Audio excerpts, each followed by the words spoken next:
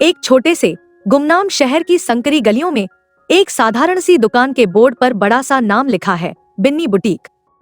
यह बुटीक किसी आम फैशन स्टोर जैसा ही दिखता है, जहां रंग बिरंगी साड़ियां, सूट और कढ़ाई किए गए कपड़े लटके हुए हैं। दुकान की मालकिन है बिन्नी और बबली, जो दिन में यहाँ काम करती हैं। बाहर से देखो तो ये दुकान और ये दोनों बहनें बिल्कुल साधारण लगती हैं, लेकिन इनकी जिंदगी का असली खेल तो रात में शुरू होता है। बिन्नी बड़ी बहन है, जिसकी आंखों में एक अलग चमक है और जो अपने दिमाग का इस्तेमाल योजनाएं बनाने में माहिर है। वह शांत, संयमित और हर काम को बारीकी से समझने वाली है। दूसरी ओर बबली छोटी बहन है, जो अपने आकर्षक और नटखट स्वभाव के लिए जानी जाती है। बबली अपने मर्दों पर असर डालने के हुनर में माहिर है। उसकी मुस्कान से ही मर्दों के दिल पिघल जाते हैं। दुकान के अंदर बैठी बिन्नी और बबली अपने अगले शिकार के बारे में चर्चा कर रही हैं। बिन्नी कहती है, इस बार हमें एक बड़ा आदमी चाहिए, जो अपने परिवार से छिपकर कुछ करना चाहता हो।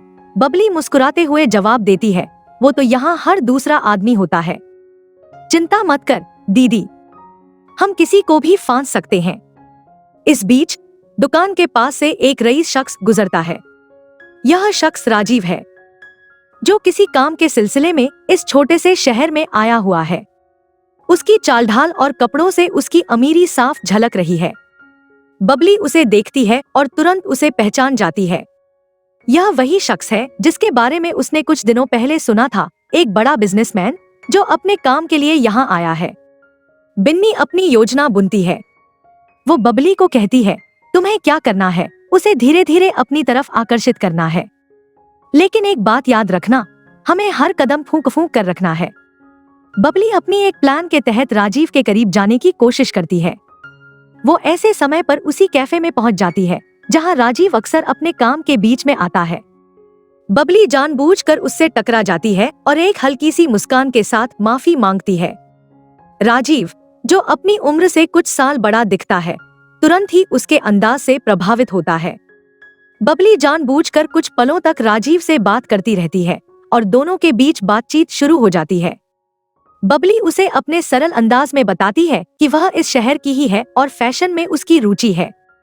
राजीव को अपनी बातों में फंसाने के बाद बबली अपनी चाल चलते हुए उसे अपने नंबर का प्रस्ताव देती है। राजीव थोड़ी झिझक दिखाता है, लेकिन बबली के मोहक अंदाज के सामने वह हार मान जाता है और नंबर ले लेता है। कुछ ही देर में राजीव के पास बबली का मैसेज आता है, जिसमें उसने अगले दिन मिलने का प्लान बना रखा होता है। राजीव, जो इस नई रोमांचक मुलाकात से आकर्षित हो चुका है, तुरंत हाँ कह देता है। बिन्नी को जैसे ही खबर मिलती है कि बबली ने राजीव को फांस लिया है, वह अपनी अगली चाल बुनती है। दोनों बहनों का काम एकदम पक्का है और वे एक एक कदम बहुत ध्यान से उठाती हैं। राजीव और बबली तय किए गए होटल में पहुंचते हैं। बिन्नी पहले से ही वहां पहुंच चुकी होती है और आसपास की निगरानी कर रही होती है। होटल का कमरा पूरी तरह तैयार है। बिन्नी ने एक छोटा सा कैमरा पहले ही कमरे में छुपा दिया है, जिससे सारी गतिविधियों को रिकॉर्ड किया जा सके। बबली राजीव को कमरे में लेकर जाती है और दोनों आराम से बातचीत करने लगते हैं।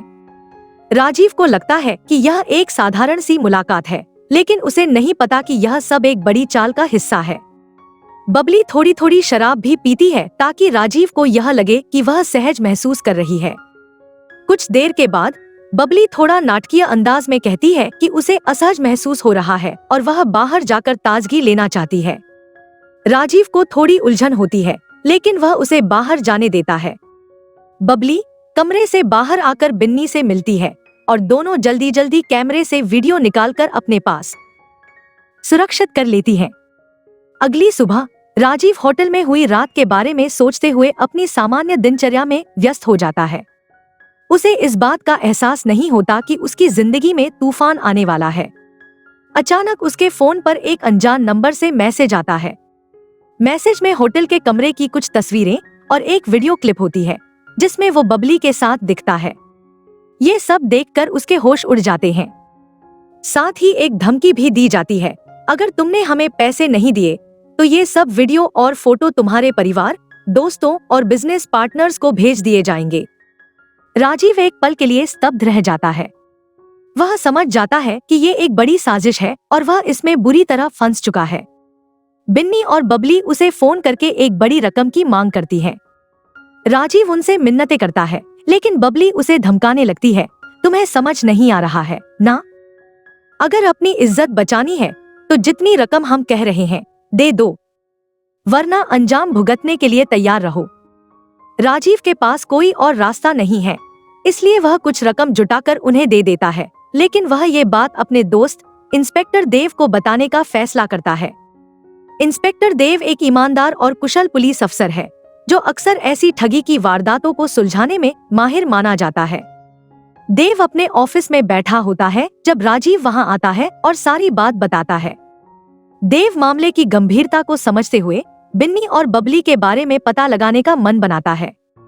देव राजीव से उस होटल की डिटेल्स लेता है जहां यह घटना हुई थी और अपने सहयोगी पुलिस वालों से कहता है कि उस इलाके की जांच करें। देव कुछ पुराने मामलों पर भी गौर करता है और पाता है कि इस तरह की ठगी की घटनाएं पहले भी हुई हैं, लेकिन किसी ने पुलिस में शिकायत नहीं की थी, क्योंकि लोगों को शर्मिंदगी का डर था।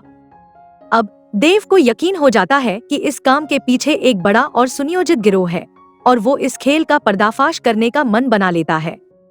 बिन्नी और बबली अब अपने अगले शिकार की तलाश में हैं और उन्हें एक और अमीर बिजनेसमैन का पता चलता है जो शहर के बाहर से आया है।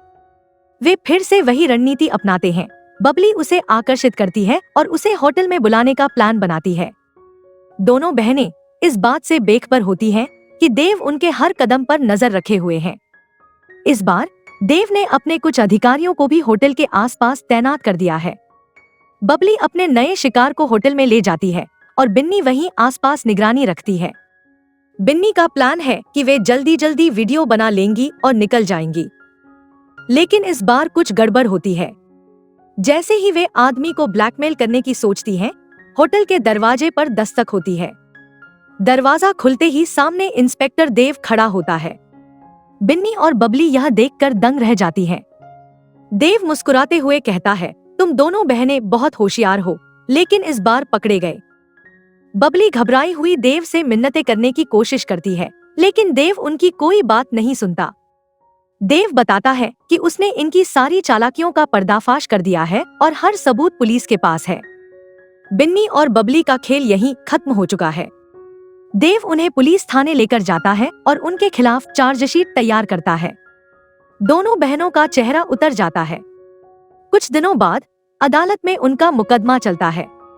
बिन्नी और बबली खुद को निर्दोष साबित करने की कोशिश करती हैं, लेकिन देव ने सबूत इतनी चतुराई से इकट्ठे किए होते हैं कि उनकी कोई बात नहीं चलती। न्यायाधीश दोनों बहनों को सजा सुनाता है और उन्हें सुधार गृह में भेजने का आदेश देता है, ताकि वे अपने अपराधों का पश्चाताप कर सकें। सुधार गृह जाते समय बिन्नी और बबली एक दूसरे को देखते हैं और मुस्कुराते हैं। उनका वह नटखट और चंचल चेहरा उनके मन में किसी नए खेल का संकेत दे रहा होता है। जैसे ही वे सुधार गृह में प्रवेश करती हैं, वहां भी वे अपनी चालबाजियों की योजना बनाने लगती हैं। कहानी यहीं खत्म होती है, लेकिन बिन्नी और बबली की चालबाजियों का अंत शायद ही हुआ है। उनकी मुस्कान बताती है कि वे अभी भी अपनी चालों से बाज नहीं आई हैं और शायद किसी दिन फिर से अपने खेल में वापस लौटेंगी।